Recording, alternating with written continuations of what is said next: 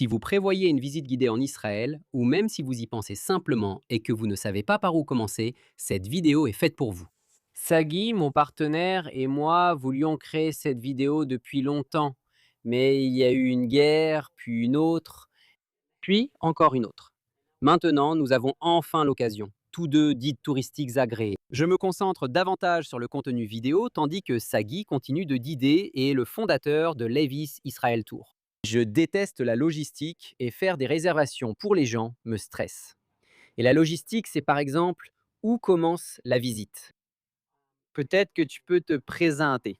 Shalom Moran, ça fait du bien de pouvoir enfin s'asseoir. Je guide en Israël et en Jordanie depuis plus de 15 ans.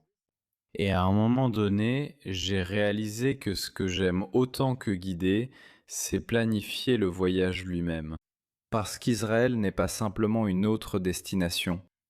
Je pense que pour la plupart des gens, c'est quelque chose à quoi ils pensent et même rêvent depuis des années. C'est très vrai, je le vois sur ma chaîne. Les gens pensent à Israël bien avant d'acheter leur billet. Et mon rôle va au-delà des visites ou de la logistique.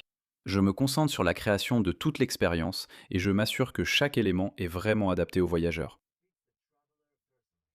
Prenez Jérusalem par exemple. Peu importe que vous soyez juif, catholique, protestant ou athée, Jérusalem est un symbole. Elle représente quelque chose de profondément personnel pour chaque individu. Et Israël peut être accablant. Je pense qu'il y a un niveau de stress lié au voyage en général, dont les gens ne parlent pas. Vous êtes dans un nouvel endroit, ne comprenez pas la langue, passez beaucoup de temps en famille et devez prendre de nombreuses décisions. Pour cette raison, nous nous occupons des cartes, du timing, et vous pouvez simplement vous concentrer sur le plaisir de votre voyage. Nous pouvons visiter une ruine bimillénaire ou partager un repas avec des habitants en Galilée. Je veux que mes visiteurs ressentent le pouls de cet endroit sans se soucier de la suite. Votre seule tâche est de découvrir et de profiter de la terre d'Israël. Alors rendons cela concret.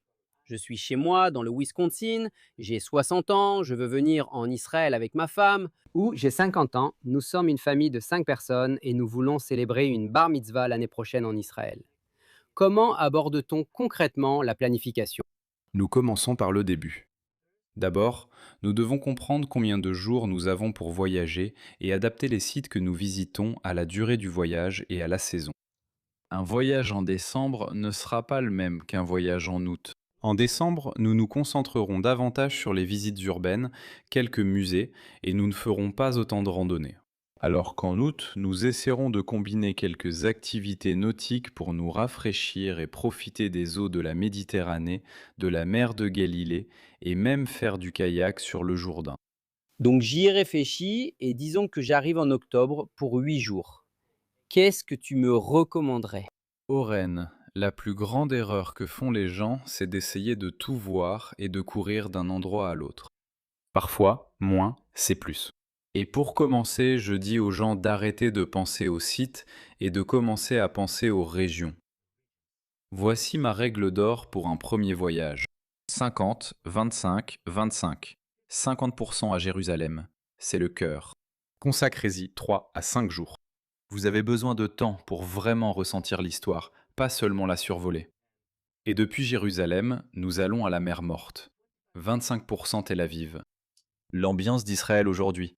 Je pense que 2 à 3 jours suffisent pour la gastronomie, la plage, l'histoire et bien sûr les gens. Et 25% seront pour la Galilée ou le Negev. Vous devez choisir entre les montagnes vertes de la Galilée ou le silence du désert. C'est une excellente façon de commencer à planifier. J'appelle ça le cœur, la ligne et la terre. Le cœur, c'est Jérusalem. La ligne, c'est la route numéro 1 qui relie Tel Aviv à la mer Morte. Et la terre, ce sont par exemple le Negev et la Galilée. Mais parlons des sites. Que puis-je réellement faire dans chaque région? Écoute, tu peux toujours faire les classiques. Masada, Jaffa, la vieille ville, ils sont célèbres pour une raison. Working n'est pas la même chose pour chaque voyageur. Une famille qui prépare une bar mitzvah a besoin d'une visite et d'un parcours complètement différents de ceux d'un groupe de pèlerins chrétiens. Si c'est moi qui le planifie avec toi, mon premier rôle n'est pas de parler. Je dois écouter. Y a-t-il d'autres enfants qui ont besoin de courir d'un endroit à l'autre? Ou des parents plus âgés qui ont besoin de confort? Es-tu ici pour l'archéologie biblique, la gastronomie des marchés ou la géopolitique moderne? Il y a des milliers de sites dans ce pays, et ma valeur réside dans le fait de les filtrer pour créer un itinéraire personnalisé. Nous prenons les sites incontournables et nous y ajoutons des expériences uniques et une touche personnelle. Les gens ne réalisent pas qu'Israël est minuscule, mais chaque endroit possède tellement de couches et de facettes. Le rôle d'un bon guide est d'adapter chaque site au public qui l'accompagne. Mais détaillons un peu. Pouvez-vous nous donner des exemples de guides, de visites et d'activités? Bien sûr, si vous êtes à Tel Aviv et que vous voulez profiter de la cuisine et des saveurs de la ville, ne vous contentez pas de vous promener dans les marchés. Nous pouvons organiser une visite avec Nathalie Bellinel ou Uri Moul, qui sont des guides locaux incroyables à Tel Aviv. Et ils connaissent l'âme de la ville. Si vous voulez découvrir les graffitis et la scène artistique underground, Nathalie et Nir sont les maîtres. Ils vous montreront le côté de Tel Aviv qui n'apparaît sur aucune carte. Si vous voulez en savoir plus sur la complexité et la géopolitique du plateau du Golan, je vous recommande une excursion en Jeep avec Ilan de Maron Golan. Il vit cela au quotidien. Oui, Ilan est génial. J'ai entendu tellement de bonnes choses de la part des voyageurs à propos de ces visites géopolitiques. Et si vous êtes déjà là-bas, vous pouvez aussi visiter le village Druze. Leur histoire et leur relation avec Israël sont très intéressantes et leur cuisine est délicieuse. Vous devez absolument la goûter. Absolument. Et l'un des meilleurs endroits pour la goûter, c'est chez Nusseïba. La nourriture est incroyable. Et l'histoire l'est encore plus. Nusseïba a été la première femme là-bas à obtenir son permis de conduire. Et elle a ouvert sa première entreprise incroyable et prospère. Elle a ouvert la voie à des milliers de femmes qui sont venues juste après elle. Et une fois que vous la rencontrerez, vous comprendrez pourquoi les gens sont le véritable trésor de cette terre. Mais pendant que vous êtes sur le plateau du Golan, vous devez absolument goûter la knafé d'Abu Jabal en dessert. Et qu'en est-il du sud et de Jérusalem? Dans le désert, si vous venez avec des enfants, essayez le ski sur sable sur les dunes du désert du Negev ou déjeunez dans une tente bédouine chez Ben Midbar. Et à Jérusalem, une visite nocturne à pied dans les quartiers ultra-orthodoxes de Jérusalem est une fenêtre fascinante sur un monde qui semble figé dans le temps, avec une nourriture incroyable vendue au beau milieu de la nuit. En parlant de la nuit à Jérusalem, une de mes activités préférées est de visiter le mur occidental tard dans la nuit.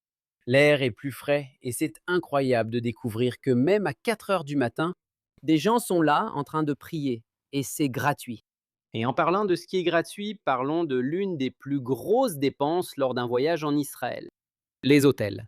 Comment ça fonctionne? Tu préfères que les gens réservent leurs propres hôtels ou est-ce que c'est inclus dans le forfait? Tout d'abord, mon conseil, réservez tôt. Israël est cher et plus tu attends, plus les prix et la demande augmentent.